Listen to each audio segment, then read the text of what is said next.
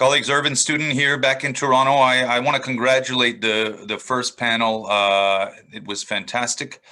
Really affirms some of our intent here at the Institute for 21st Century Questions, which is to act as an analytical and a practical platform and vehicle for real cutting edge material on a host of world challenges. And that was really world class. So thanks, Chandrish Harjavan, for leading it and for colleagues around the world. Now, before I introduce Leonid Grigoryev in Moscow, I want to just affirm that one of our purposes at the Institute is to look at things from all perspectives around the world and really bring together colleagues in all languages, in all cultural traditions, from all civilizations to the table. We all have a lot to learn from each other. And but we start always at the Institute from a posture of deep humility. So this is a problem that starts, that makes us humble. We started with the vaccines and now we go broader. There were two things that were raised that I'd like to opportunistically use as segues for this second panel. Raised in the first panel was, first of all, the idea of geopolitics. Where is this all going in terms of how countries and civilizations recover and pivot out of this? And I know that Leonid will speak to some of that. And also the idea of forecasting, that the biologists weren't sufficiently either curious or capable in forecasting some of the evolutions in pandemics. And here we are. So we have very much a forecasting penchant at the Institute, and we have Leonid who's going to talk to us about a forward-looking perspective, not just in pandemics, but in a host of areas. And without further ado, I'm going to introduce Leonid just for maybe one more line from the chair. Colleagues around the world, if you have a question, we will aim to get all of them in. In this case, we will go 30 minutes for presentation, then we have ample time for Q&A. Please don't be upset if we don't get to your question. There's no ideological agenda behind it. It's just time, and we will try to forward the question to the next panel if it's not tackled immediately. But I'm sure in this case we'll have ample time. And then after this, we go to a very power-packed healthcare panel, the future of the healthcare post-pandemic, with colleagues around the world. Leonid Grigoryev needs little introduction in Russia, but outside of Russia, I would tell you he is a distinguished professor at Vishka in the Higher School of Economics in Moscow, widely published and with a terrific reputation. And Leonya, как ваши дела в Москве?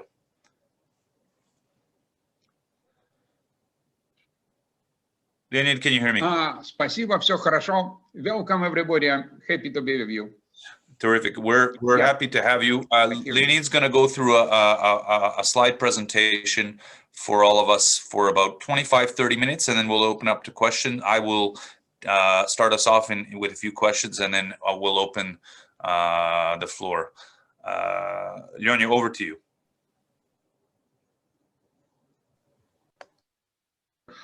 Before opening the presentation, I should say that it was a great session. I was listening carefully, and I put one question which I repeat right now because it's important for our discussion at this time. I shot myself, and in communication with all my friends around the world, I discovered that everybody is very optimistic after vaccination.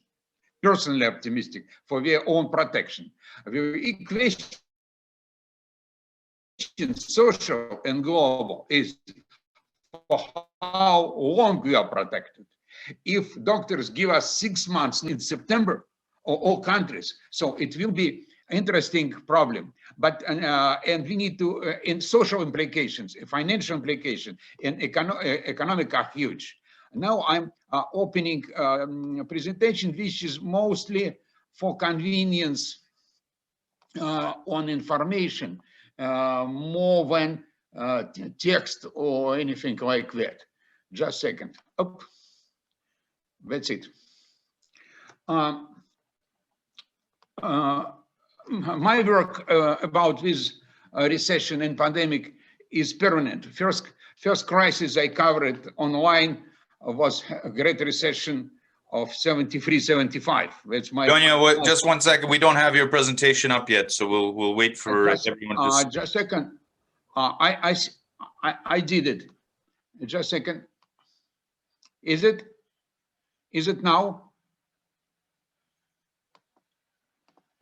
Still not. No. Well, I did all the normal procedures. Let me repeat it. Okay, just a sec. Demonstration. Use.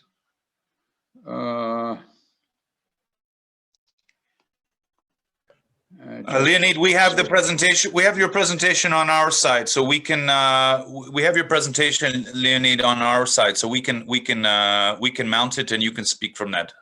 Wait 3 seconds. Maybe it's already. Let's try again. Is it? Do you have now? Still no. Have now? Still no. Okay. No. We will. We will. Now we can. Yeah. We will load it. Yeah, we go for the insurance. 1 second.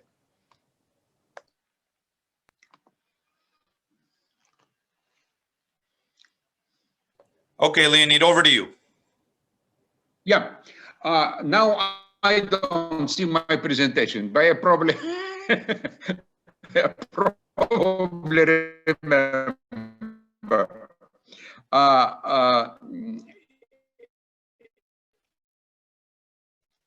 I see everything. Okay, it's not that much important about me since 73, 75. Next slide. And next. Yeah. And I will be trying to cover 6 big problems for 10 years as I had been invited. First, I would say we need basically the rest of the presentation are pictures, not text. Fast coordination on vaccines and treatment, because if the immunization is not forever, it means that it will be a recyclable problem by the fall for many countries. And in this respect, we need to concentrate the resources on these matters.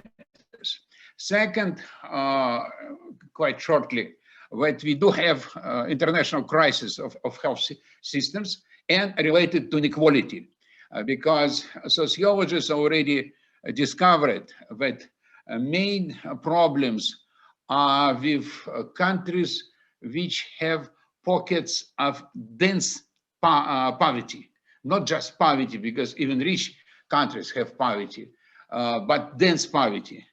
And Sustainable Development Goal number 3, healthcare, not just never mentioned possible COVID type diseases, but it states the Agenda 2030 on CDG-free is pretty simple. Liquidate all the epidemics by 2030. It's unrealistic, so it should be revised, but health systems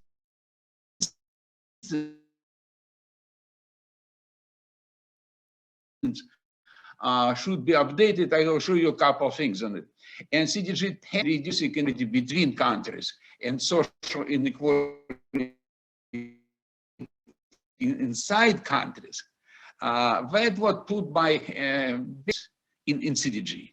There is no indicators, and probably health care on in major pandemics will require it in the future. Global recovery will be dependent on the consumption of the 5th rich quintile of population. What we know for now, the 5th quintile has most of savings, most of spendings on travel, resorts, catering. Everybody goes to pubs and football, but rich people spend much more. And rough estimations show that without restoring international recreation, travel,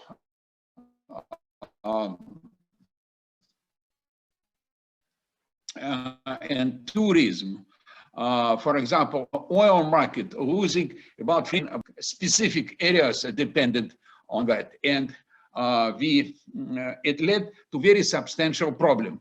Fifth quintile got huge forced savings. So we observe unusual for any recession, very absolutely abnormal growth at the stock markets and in the prices of real estate. It's absolutely not normal for all previous recessions ever. But rich people didn't lose the job, didn't lose incomes, and we were forced not to spend. So we are now buying stocks, real estate, and so on, changing the patterns of consumption. I'm pretty optimistic on the outcome of the recession. We will grow out of it, but services for rich people. Poverty inside and around OECD, we may listen to the United Nations, to Secretary General Antonio Gutierrez. He already gives huge examples and problems. Now, probably we are back to some, maybe we are back to minimum goals of 2000, because the poverty was, demography was giving more poverty recently, in probably in foreseeable future, plus COVID shock. Social life is changing. It's not quite clear how we will be changing ourselves. I put the group of brilliant girls with all the languages possible to monitor a dozen of key countries.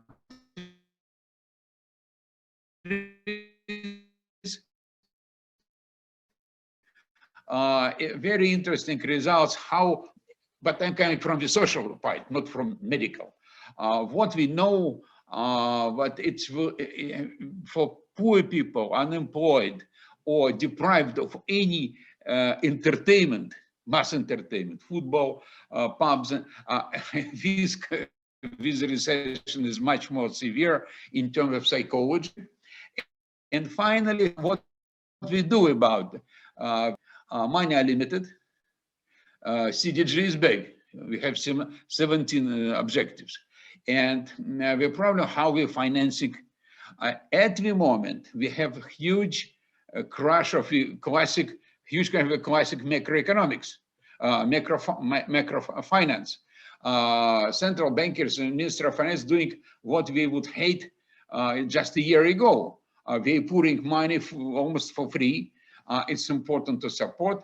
By the way, for the information, especially for North Americans, in 2009, 2010, it was a huge number of deep studies of the Great Depression. So the reaction to the in 2009 already reflected mistakes of FRS in 30s, and now in 20s. 20s, 30s. And now this drive to pour money, it's creating debt. So earlier or later, macrofinance, monetary authorities will turn some cap on these improvements. So we are in the beginning of huge changes in the macroeconomics and economic sciences, and what is acceptable, what not. Now let's go straight. Next. I was mentioning, I am teaching this history. This pandemic is the first one which is recorded, digitalized, and taken care of. The previous big events never covered. So we know now what is it all about. And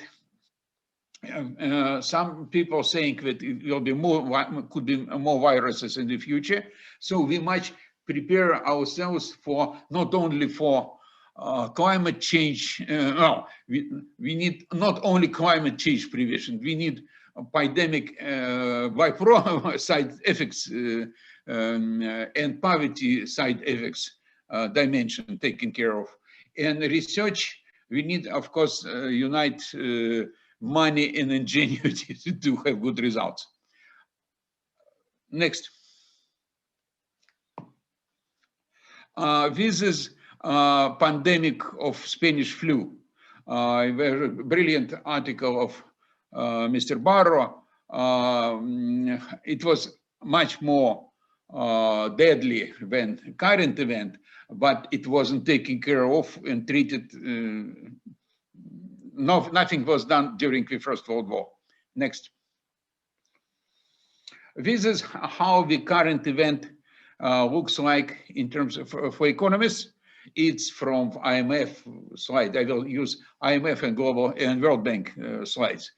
So basically, it's the most difficult event, but it's locked mostly in services and services for rich people. So as soon as pandemic is over, these rich people have money. They can go on and they can pull the economy.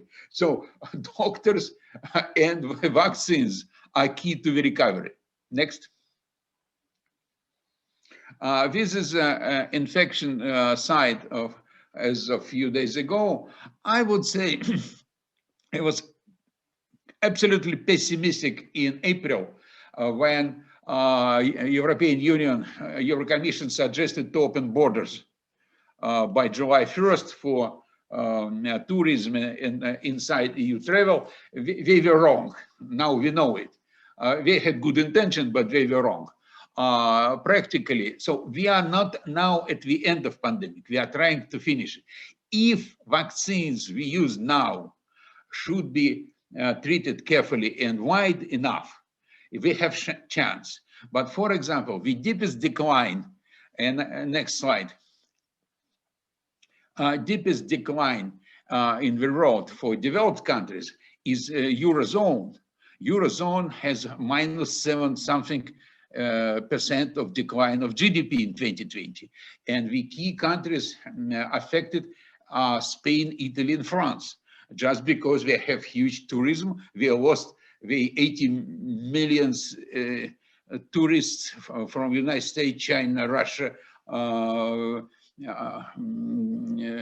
Middle East with money. So very, very serious effect. And here we have a problem for vaccination. For the next sessions or for previous session, you cannot vaccinate just tourists. You need to have vaccinated stewardesses, taxi and bus drivers, waiters, cleaners. You need to vaccinate the whole resort. I put the idea that probably big tourism may start with white or clean spots.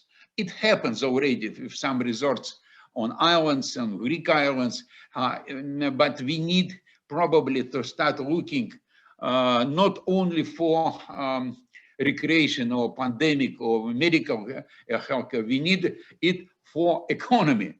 European economy deadly dependent on opening former Roman Empire, now a big Mediterranean resort. Next. It's continuation table from Global Economic Prospect of the World Bank. It's the newest forecast we have at the moment. What does it says for orientation for people working in healthcare and medical sciences? -3.5% globally decline of GDP. If we would take out GDP of China out, it's more than 4%, of course. If we take China out of the big group expected in 2021, the rest of the world is not making in 21 back to 19. So basically, right now we are in a very center in terms of time. It's not it's not recession. It's kind of it's hard to. It's I call it LJ, big L, small j, recession. We have very difficult time in 21 in terms of the state budgets, taxes, available money for all CDG purposes, and for revival of the economies. Next. Fiscal measures were huge, and debts are cheap. For now, It's almost zero or +1%, +2% rates, interest rates. Additional debt was purchased by sometimes some subsidiaries of central banks, so on and so on. It's not a problem at the moment, and probably in 2021. But as soon as recovery is beginning, and maybe some inflation comes, and as economic growth starts, the debt will be the problem. So Minister of Finance will start to suppress money. So we need to have very good forecasting for pandemic and anti-pandemic measures and social aspects of post-pandemic period, because we need to go out of this lockdown and excessive overpouring of money step by step. We cannot do it like that. Next. This is flight tickets. It's how aviation crashed a year ago, and it's still no big aviation flights. It's still -3, as I said, million ton of kerosene daily, and aviation is actually suppressed. We already have huge change of habits. People don't access stadiums, but we don't travel. Only limited amount of rich people in local sports are traveling. This is a picture of how our lifestyle is changing. Next. This is a major stock indexes. Again, they came out in April last year back and growing above the pre-crisis level. It's artificial story, contrary to all historical experience of stock markets and recessions. That's because of excessive pouring of money by central bank, by ministers of finance and central banks, and by forced savings of rich strata, and not necessarily rich strata, maybe middle class as well. So we have additional money not spent on services, and I will show you what does it mean. Next. This is a very good report. It's for European, but believe me, it's everywhere. It's in India, it's in Brazil, it's in Russia, it's United States. The jump in saving rates for households from 14% to 24%, plus 10% on personal income is locked and not spent on in the traditional way. So it goes to financial and real estate markets, but it's not savings of all households. These are savings of rich households, of course. Next. This is inequality, and it's the most dramatic social dimension of healthcare inequality. It's United States, it's their own National Institute of Health data for 2009. Probably that should be taken as it's 10 years old, it's 2009. But we understand that medical system and healthcare system in the United States hasn't changed in these 10 years dramatically. It gives pretty simple picture. 1% spenders spend 20% of money, and big money, by the way. It's trillion, if it's okay, I will repeat our general number. It's $1.259 trillion in a year. So half of his money was spent by 5% of spenders, 45 on 45, but second half of the population spent 3% of healthcare spendings. By the way, for information of doctors, the main decline in the United States of services in 2020 and first two quarters was in healthcare. In spite of the pandemic, people stopped going to hospitals and clinics. So the decline of paid services was concentrated to a large extent in healthcare. Next. Key problems. Well, I have a couple of words on what is changing. It's already set, there is a commission set, I believe it's September 2020, 15 gurus, including one Russian, my friend, and co-author for the article, which has a title, In the Search of Contours of Post-COVID CDG. So there is a commission in the United Nations to work 2 years on post-COVID CDG. We suggested one paragraph by the title, Pandemic Protocol. So what should be done before major revision? Fast deployment of measures globally. Cooperation between countries will be crucial for small, poor affected countries, but at the same time, because of specific of pandemic in general, and this one especially, without vaccination, without support of poor all around the world, it would be very hard to stop pandemic in a way we understand what is the end of epidemic. So we need to stop pandemic as a social event and a global event. That would require huge coordination for poor in Urbi and Orbi. Next. This is carbon emission to 2019. Of course, in 2020, emission would go down. The key problem is very simple. Countries, European Union mostly and few more, they concentrate on suppression of emission on their own territory. At the same time, we are pushing out production, but we are buying import with energy intensive goods. That's mostly chemicals, fertilizers, not energy, paper, metals, and so on. Anyway, European Union with a very brilliant idea.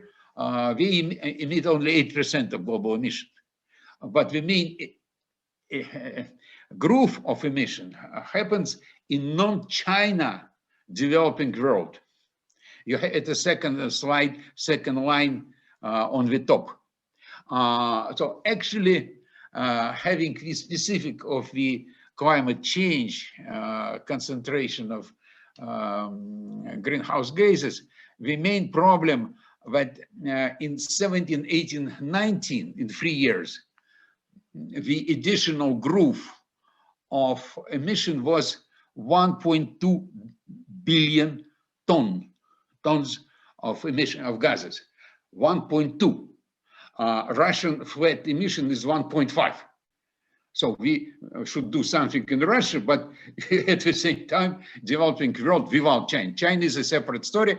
We are not promising to reduce emission till 2030. They promised to do it to 2060. But for the information of medics, healthcare specialists, and professors in medicine, Chinese promised to do it by 2060 by spending official number $15 trillion. $15 trillion. That gives some measure of the. It's about 1/4 of the global emission, but it gives a measure how much is it. It's not. I don't see any comparable money for the rest of emission on the table or in the plans. Next.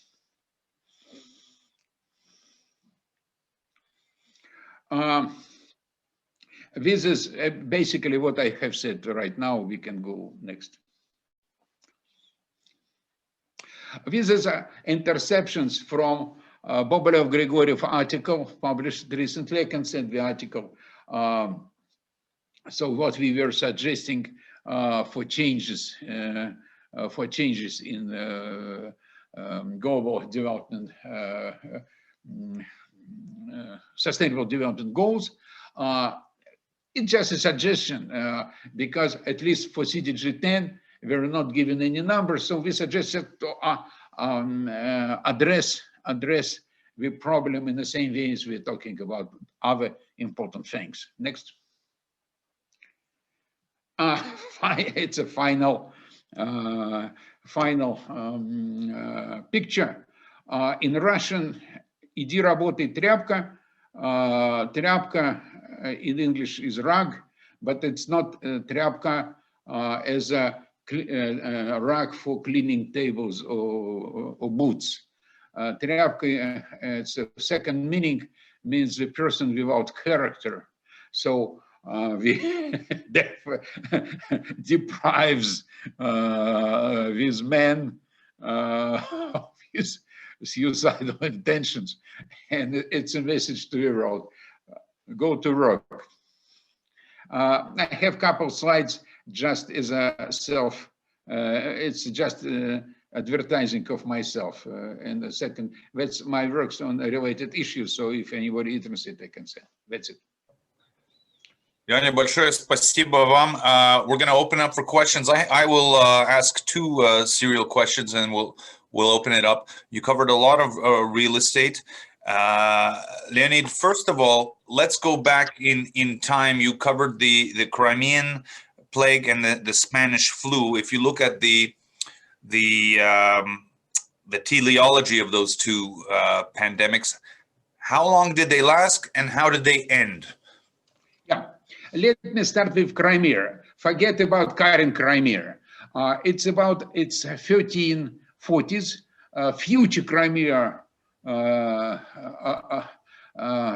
Tatars were actually besieging the town, and we were throwing dead bodies with black plague inside the city.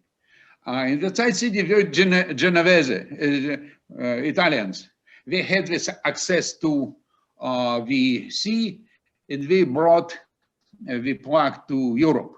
Half of 50%, 50 million people died.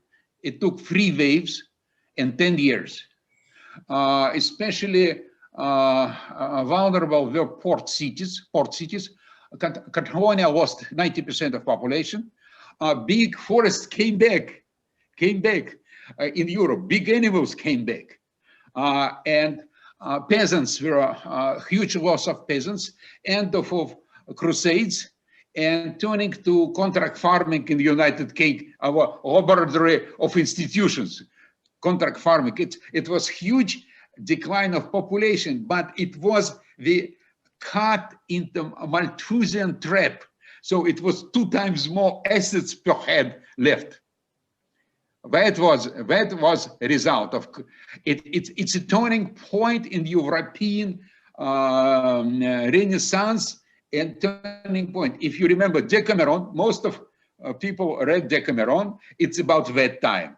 But in cities, they were locking themselves using smokes around and told stories.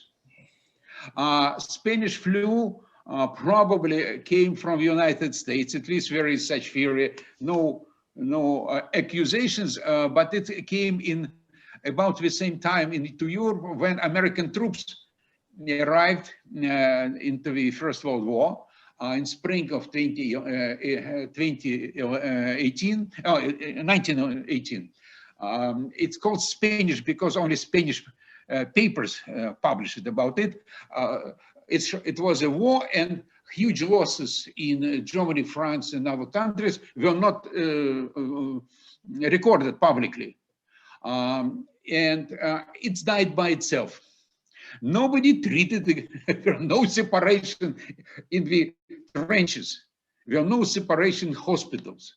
Actually, it was treated like a regular flu. So that's why the huge losses. Key losses were in India. Leonid, thank you. Another question that was anticipated in the choreography of the conference is on climate change. I mean, climate change is a big issue in Russia. It's a big issue in Canada, northern countries. What about the evolution of pandemics in relation to climate change writ large? I know we'll touch on climate change when we come to our biology and chemistry futures panel in the second part of the day. How do you see the connection? Well, first, what my colleagues say, who is working on climate change prevention, that climate change prevention should be treated like pandemic. vice versa. It's not climate change on pandemic. It's anti-pandemic mentality should be taken to fight climate change. Because if we have droughts, floods, if we have possible connected diseases, we may have something like pandemic as a result of climate change, especially on localities. Now we understand it's a problem. I said dense poverty, like Brazilian favelas, some enclaves in some very well-developed countries. Russia doesn't have that kind of things. It's a bit simply here, and we have, just for the record, we had dachas, so-called country houses, started by Khrushchev in 50s. So basically, all Muscovite may disappear to the country house easily. And it's part of our prevention, national prevention capability. But in the long run, but we have huge economic problems on the north because we need to drill not 4 meters in the ice for all the projects, bridges, for everything, but 10 meters already now. So we are working already got like the Holland people and Dutch people who are building some precautionary, doing precautionary arrangements. So we already in this age, and combination of climate change and another pandemic. We were lucky to have pandemic not during the usual business crisis. So it started by quarantine before a normal crisis came. So we are very lucky it wasn't the coincidence as a global community, but coincidence of climate change and pandemic. You know, I am going to suggest one vision. Maybe it's a good time to say it. You remember the story of Easter Island in the Pacific. We ate each other, and what we have no forest, just statues. This is our future if we are not caring and starting to do something. This is, but I am going to start maybe a blog by the title "Letters from Easter Island." Leonid, thank you. With respect to the melting of the permafrost in northern countries, in Scandinavia, in Russia, in Canada, and parts of the United States, does that bode ill for pandemics? Well, it's very little population in there. Very little population, and actually, natural separation is important. Natural separation. I don't think it's like 14th century. If infected person comes to the village in 14th century and dies, people take him and go to the church. Maybe have some drinks at the funeral, and everybody infected. But no village. So we know what we remember the time of colonization in Latin America, in Americas. You know these articles.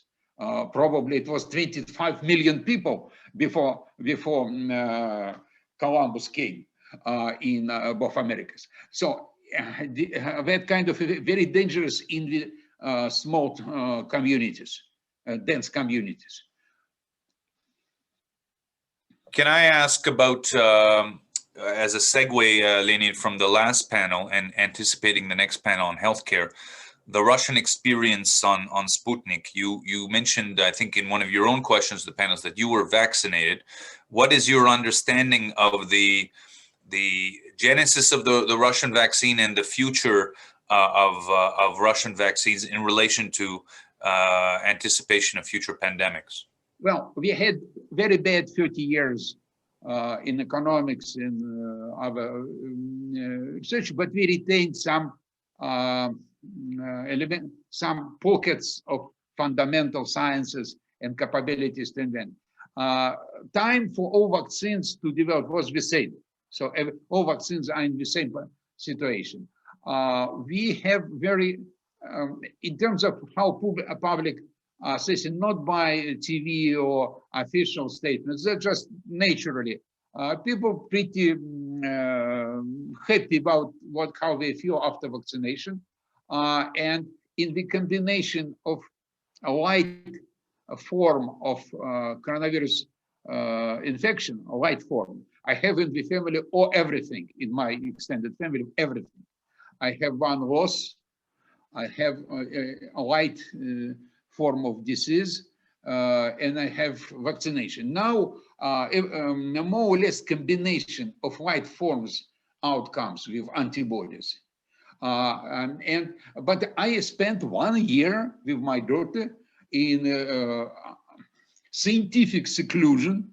I don't have country house. I have a flat outside Moscow, from which I'm speaking now. But it was a huge area with shops, and we didn't have too much trouble with quarantines. So Russians survived that partially because of his dachas. So combination worked. Combination worked. Thank you. Before I get to, we have questions coming in. Before I just get to that, one more is in the West and in many popular media, there's this imagination that once we fix the COVID pandemic, then we have a respite for 20 or 30 years. But of course, there might be a parallel pandemic or any other emergency that comes alongside of COVID. Is that appreciated from the Russian perspective? And how does that sit with what Vasily was saying in the from the Russian perspective in the last panel about having to live with COVID alongside mass vaccination campaigns? Well, as far as we understand, right, if we have a vaccination, I was vaccinated by all diseases as a child, plus good medicine, probably we will live with it. We will live with it. But again, it's a problem every year of new mutant. We already have some variants or mutants. Probably variants, yeah. Mutation. Probably he was right, but it's not yet mutants. It's still variants. Mutants, variations, yeah, variants. Yeah, variations. I agree. But still, it's a huge cost. Anyway, it's huge cost. It's a problem of vaccination of poor people, and a problem of by next variations. And it's a problem, again, of vaccinating a few billion people every year. Regardless, so on the verbal side, yes, we may live like influenza. On the financial, managerial, and practical side, it's a huge global task. It's not local influenza. Because it's hard in my age not to boast. I don't have influenza for the last 60 years. So I feel myself safe, but I went for vaccination this time, I never did it for influenza. I just didn't have it. But the latest information that it affects how we, I don't know how to say it in English, сосуды головного мозга. Yeah, the changes in the psychology, right, of the individual. Yeah, it works. Yeah, it suppresses something through blood vessels on neurosis, yeah, sleeplessness, and so on.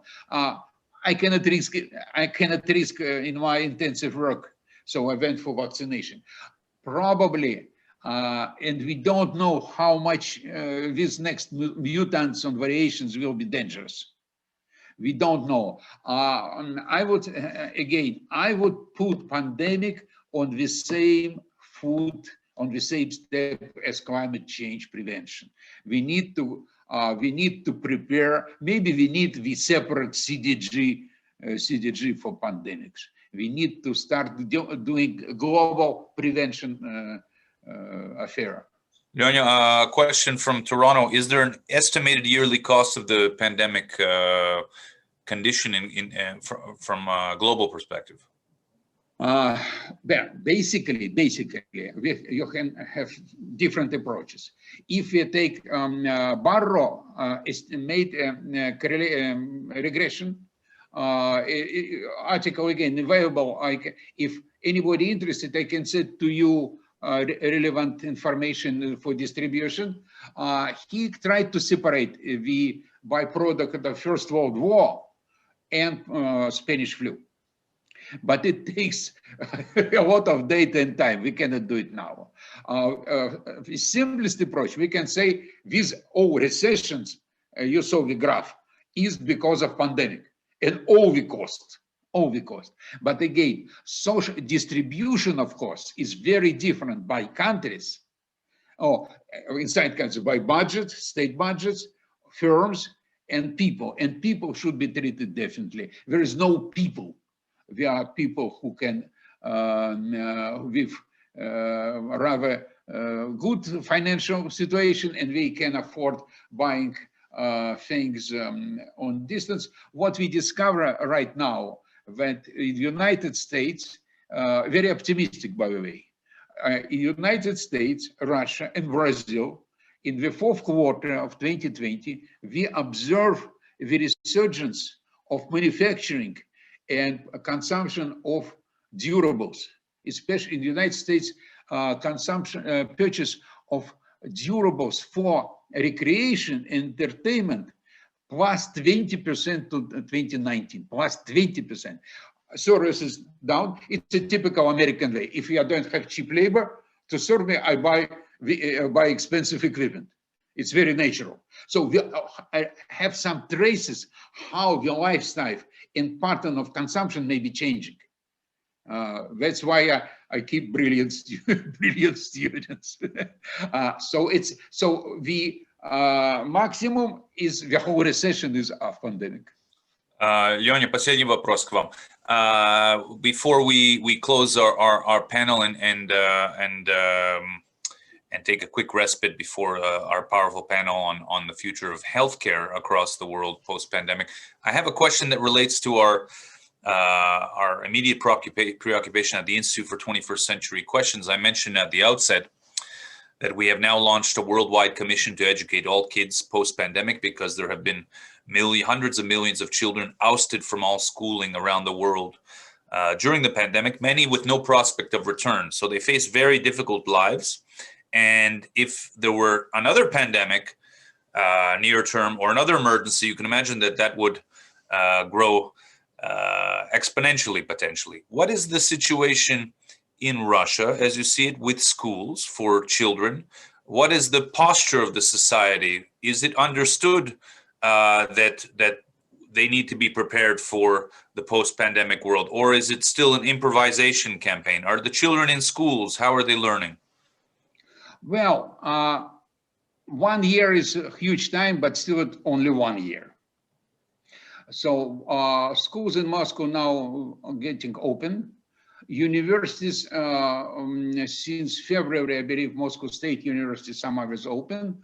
High School of Economics opening very slowly because we have too many people abroad or in the countries. For Russian universities, it's very difficult to open back to offline because a lot of people just living in hometowns. What on the higher education, to keep it shortly, it's a change. I would say probably online helps on the average, maybe improving average attitude. It's hard to do with best students, but I'm personally just doing different tricks, trying to concentrate also in the schools. It's for now, it's an attempt, of course, to restore the good old times. Something I don't see preparation for a long time. It's easy to switch back to online. Probably we're working, but I know high school much worse than universities. Okay. Leonid, big applause from around the world. Our sincere thanks and our regards to to everyone on your side of the world. Thank you for joining us in these important conversations, and we look forward to collaborating in the future. Again, I bid you a good weekend. Приятного вечера. Спасибо, всего доброго. Good Всего luck доброго. to everybody. Thank you. Спасибо вам. Colleagues, we'll see you at 1:25.